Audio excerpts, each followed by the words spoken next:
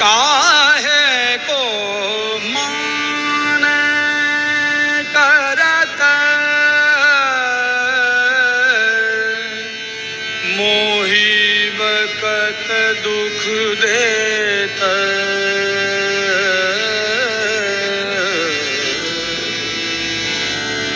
बासे की सी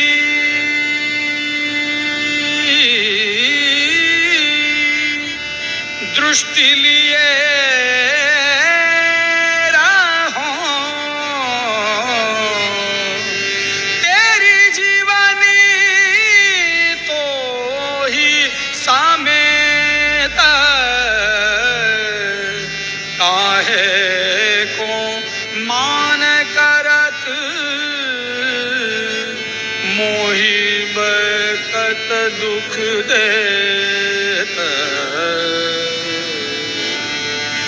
अब कछु ऐसी करो जो ब्रोहनी ताकि जिन देहूं कहत इतने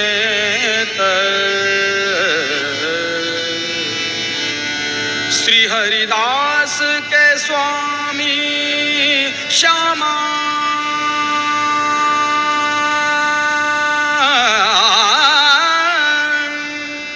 छल के गरे लगाई भाई रमेता।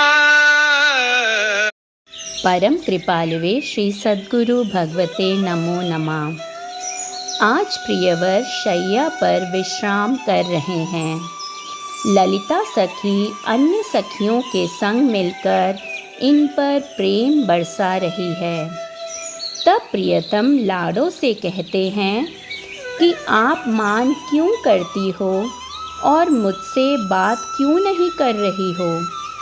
आप सदा ही मुझसे मान करती रहती हो। आप कृपया प्रसन्न होकर मेरी इच्छा को पूर्ण करें।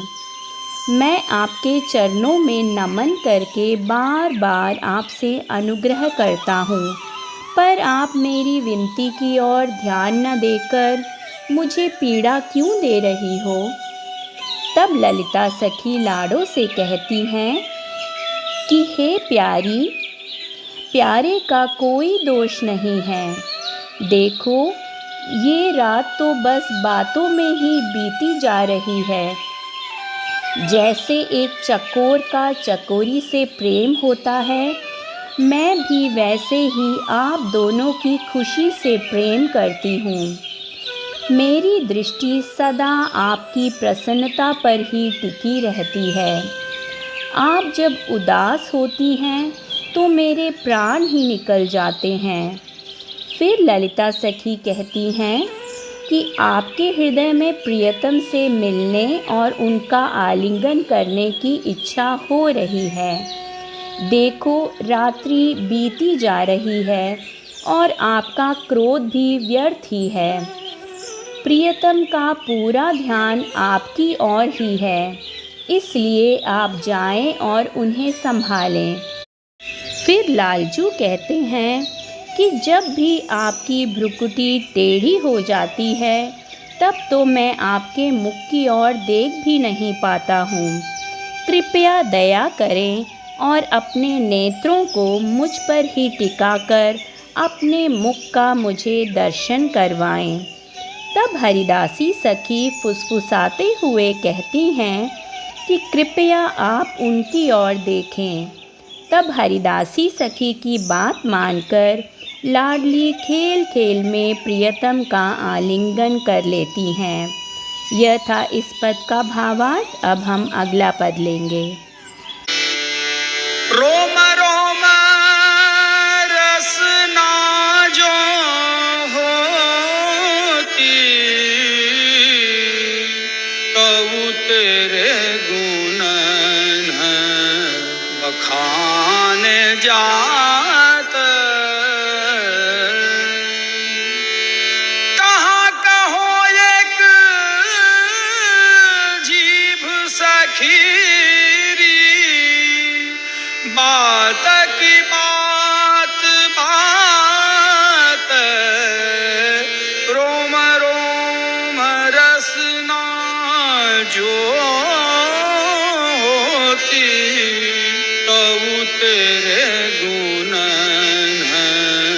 बखान जात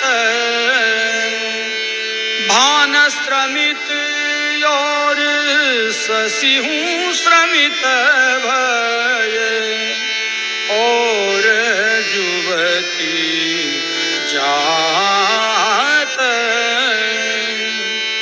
श्री हरिदास के स्वामी श्याम कहतरी प्यारी तू राखत प्राण जात। प्रिया प्रियतम गुलाब की पंखुड़ियों से सजाए गए शैया को निहार रहे हैं। श्री कृष्ण प्रिया की कृपा पाकर दिव्य प्रेम का रसपान कर रहे हैं। लालजू कहते हैं कि यदि मेरे पास लाखों जीभ भी हो तब भी मैं आपके गुणों का वर्णन करने में असमर्थ ही रहूँगा। हे प्रिय, मेरे पास एक ही जीभ है जिससे आपके समस्त गुणों का वर्णन नहीं कर सकता हूँ। सूर्य भी तो अपनी रश्मियों से 24 घंटे तक एक कमल को खिलाकर नहीं रख पाता। केवल दिन में ही सूर्य अपने प्रेम से कमल को खिलाकर रख पाता है।